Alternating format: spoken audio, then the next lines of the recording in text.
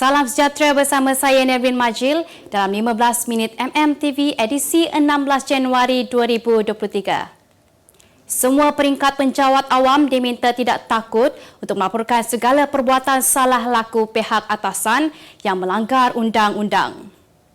Perdana Menteri Datuk Seri Anwar Ibrahim yang membuat gesaan itu berkata Malaysia tidak boleh menuju ke arah negara berjaya jika terdapat kebocoran dan ketirisan yang banyak melibatkan pemberian komisen terlalu tinggi dan harga tidak berpatutan dalam mengendalikan kontrak kerajaan. Menilai kepada ketelanjuran terutama di peringkat penguatkuasaan, Kementerian Kewangan yang dilihatnya, Anwar memberitahu perbuatan salah laku itu tidak boleh dikawal, disalahkan kepada penjawat awam kerana wujud minit mesyuarat yang diarahkan terus oleh Menteri. Dalam sesi perjumpaan Perdana Menteri bersama warga Jabatan Perdana Menteri bagi bulan Januari hari ini, beliau turut mengingatkan barisan jemaah menteri dan kumpulan penjawat awam untuk keluar dari kepompong selesa jika mahukan perubahan dalam sistem penyampaian kerajaan demi menyelesaikan masalah rakyat. Menurutnya, semua harus bekerja dalam sebuah pasukan kerajaan perpaduan dan belajar menerima kekuatan selain mengakui kelemahan untuk memastikan kecekapan dalam tadbir urus negara. Kos menunaikan haji secara muassasah tahun ini dijangka meningkat kepada lebih RM31,000 iaitu peningkatan kira-kira RM2,368 berbanding hanya RM28,632 kos beg setiap jemaah pada musim lalu. Pengarah Eksekutif Haji Lembaga Tabung Haji Datuk Seri Syed Salih Abdul Rahman bagaimanapun berkata bayaran haji perlu dibayar oleh seorang jemaah kepada tabung haji sebelum dimuktamadkan. Menurut Syed Saleh, kos haji itu merangkumi tiket penerbangan, pengangkutan di Tanah Suci, sewaan bilik penginapan di Mekah dan Madinah, kos sajian makanan dan bayaran untuk pelbagai perkhidmatan asas kepada pihak berwajib di Arab Saudi. Tambahnya lagi, antara faktor utama kenaikan kos haji ada inflasi berikutan impak ekonomi global, percukaian, kadar pertukaran wang dan pasaran hartanah di Mekah dan Madinah. Kenaikan itu juga berpunca daripada caj tambahan membabitkan kemudahan sedia ada dan baharu yang diberikan termasuk kemudahan kemah di Arafah dan Mina, Mutawif dan penggunaan bas yang lebih baik di Arab Saudi. Musim ini Malaysia memperoleh semula kuota rasmi jemaah haji yang pernah ditetapkan oleh Arab Saudi pada awal 2020. Lalu sebanyak 31,600 orang berbanding 14,306 orang pada tahun lepas akibat pandemik COVID-19. Perbicaraan kes pecah amanah, rasuah dan pengubahan wang haram, Timbalan Perdana Menteri Datuk Seri Dr. Ahmad Zahid Hamidi membabitkan dana Yayasan Akal Budi telah dijadualkan semula selama 27 hari bermula 10 April ini. Hakim Mahkamah Tinggi Datuk Colin Lawrence Sequeira menetapkan tarikh itu pada sebutan kes tersebut yang turut dihadiri Timbalan Pendakwa Raya, Datuk Raja Rozela Raja Toran dan Peguam Datuk Hisham Teh Potek mewakili Ahmad Zahid. Mahkamah kini menetapkan perbicaraan bersambung 10 hingga 13 April, 15 hingga 18 Mei, 12 hingga 15 Jun, 24 hingga 27 Julai dan Ogos iaitu pada 1 hingga 3, 7 hingga 10 dan 21 hingga 24. Untuk rekod, Ahmad Zahid yang juga Menteri Kemajuan Desa dan Wilayah itu menghadapi 47 pertuduhan iaitu 12 pertuduhan pecah amanah, 8 pertuduhan rasuah dan 27 pertuduhan pengubahan wang haram membabitkan puluhan juta ringgit milik Yayasan Akal Budi. Pelakon Puteri Sarah Liana Megat Kamarudin memfailkan permohonan cerai terhadap suaminya Samsul Yusof di Kompleks Mahkamah Syariah Wilayah Persekutuan hari ini. Permohonan cerai tersebut difailkan mengikut Seksyen 47 Akta Undang-Undang Keluarga Islam Wilayah-Wilayah Persekutuan 1984. Menjelaskan tindakan ini sebagai jalan terbaik untuk dirinya, jelas Puteri Sarah Mahkamah juga menetapkan sebutan kes ini pada 7 Mac depan sehari sebelum ulang tahun perkahwinannya yang ke-9. Sementara itu, peguamnya Datuk Akberdin Abdul Kadir memberitahu pihaknya juga akan mengambil tindakan ke atas isteri kedua Samsul Ira Kazar kerana didakwa melanggar perintah injuksi. Tambahnya, pelanggaran kali ini juga membabitkan perkembangan Samsul dan Ira yang berlangsung di Thailand baru-baru ini.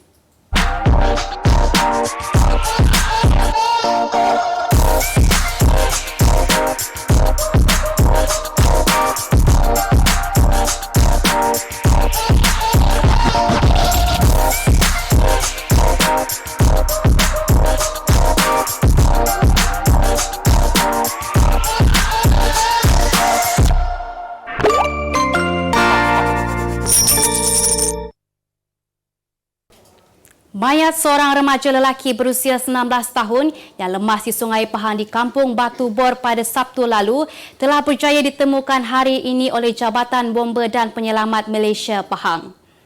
Penolong pengarah operasi Jabatan Bomba dan Penyelamat Malaysia Pahang Ismail Abdul Ghani berkata, mayat mangsa Faizal Akmal Fikri Muhammad Fauzi dijumpai dalam keadaan terapung pada jarak 900 meter dari lokasi kejadian di Pulau Kening.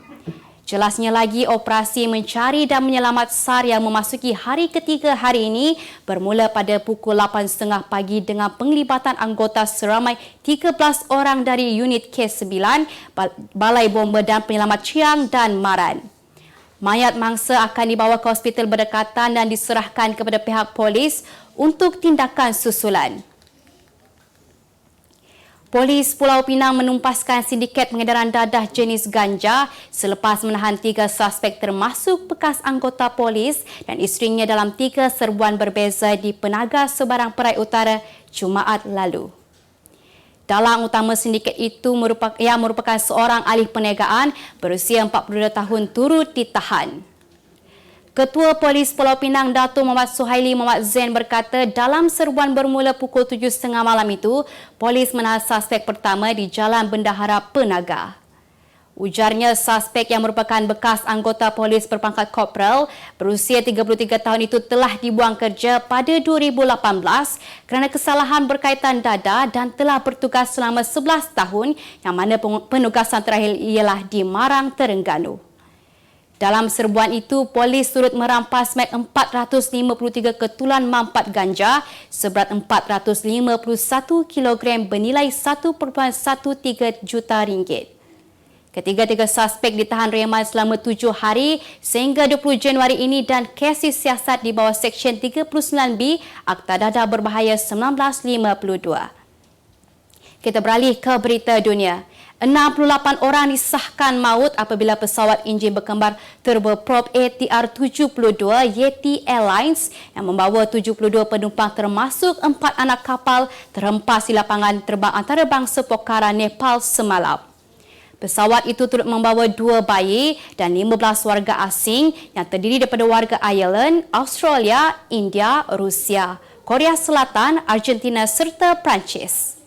Pegawai kanan di Kementerian Dalam Negeri Fanindra Manipokharel berkata pesawat penumpang yang dikendalikan Yeti Airlines terhempas berhampiran Pokhara yang merupakan sebuah kawasan destinasi pelancongan popular yang terletak 200 km dari barat Kathmandu.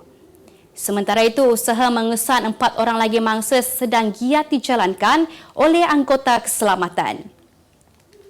China melaporkan hampir 60,000 kematian akibat COVID-19 sejak awal bulan lalu selepas wabak berkenaan kembali menyerang negara itu. Negara berkenaan merekodkan sebanyak 59,938 kematian berkaitan COVID-19 bagi tempoh 8 Disember 2022 hingga 12 Januari tahun ini. Suruhanjaya Kesihatan Kebangsaan memberitahu jumlah yang direkodkan itu melibatkan kematian di hospital selain menjangkakan lebih ramai mangsa yang meninggal dunia di rumah. China tidak lagi mengeluarkan laporan data mengenai jangkitan dan kematian COVID-19 pada awal Disember lalu selepas menarik balik kawalan antivirus secara tiba-tiba.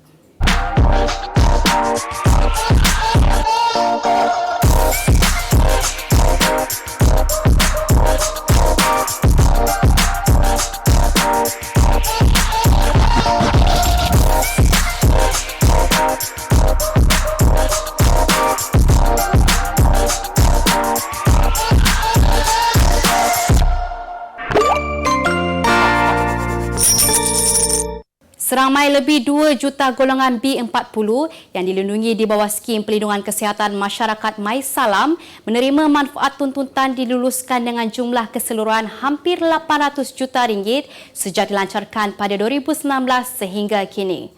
Skim yang merupakan inisiatif kerajaan dan diuruskan oleh Great Eastern Takaful Berhad GETB tersebut menyediakan perlindungan takaful kepada golongan B40 bagi melindungi diri apabila musibah kesihatan menimpa.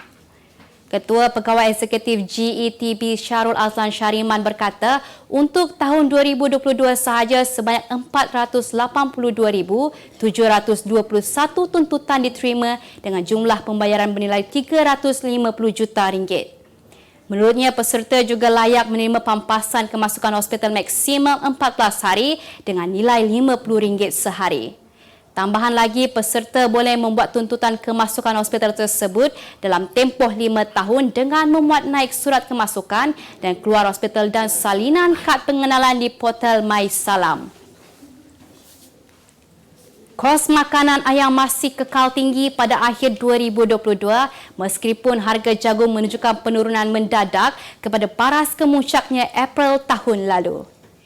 MIDF Research pada satu nota penyelidikan menjelaskan harga kacang soya yang menjadi satu lagi bahan utama makanan ayam sebaliknya terus meningkat.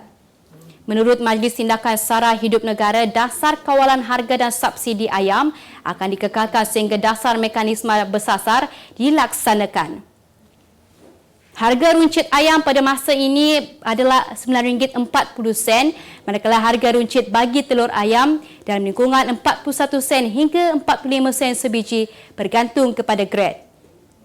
Tambahnya, pengukuhan ringgit akan memanfaatkan syarikat makanan dan minuman F&B dan ternakan kerana kebanyakan komoditi dibeli menggunakan dolar Amerika Syarikat sekaligus pengukuhan mata wang tempatan akan mengurangkan kos input. Kita beralih ke berita sukan. Malaysia terpaksa bangkit 2 kali daripada ketinggalan untuk menewaskan Chile 3-2 dalam perlawanan yang penuh mendebarkan pada aksi kedua kumpulan C di Stadium Hoki Birsa Munda sebentar tadi.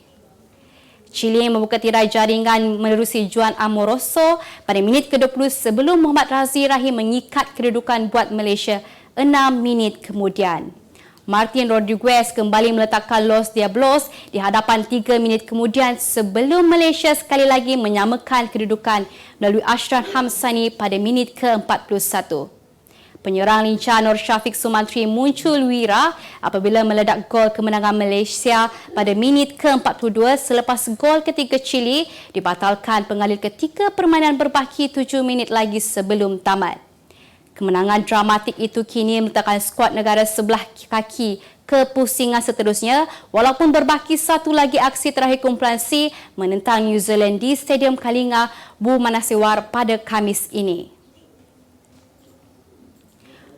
Perseorangan lelaki nombor 1 dunia Victor Axelsen tidak goyah apabila berdepan dengan pemain muda dari Jepun Kodai Naroka dalam perlawanan akhir terbuka Malaysia 2023 yang berlangsung di Axiata Arena Bukit Jalil malam tadi.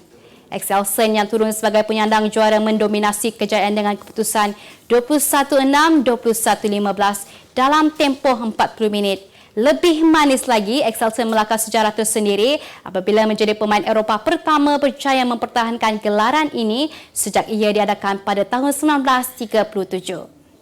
Terdahulu dalam acara bergu campuran, pasangan nombor 1 dunia dari China, Zheng Siwei dan Hua Yaxiong berjaya memastikan mereka pertahankan gelaran juara acara itu buat kali 4 berturut-turut sejak 2018.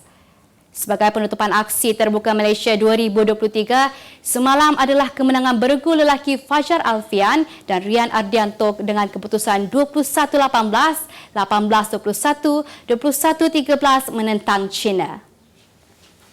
Sebagai penutup 15 minit MMTV hari ini, saksikan laporan cuaca esok Selasa 17 Januari 2023.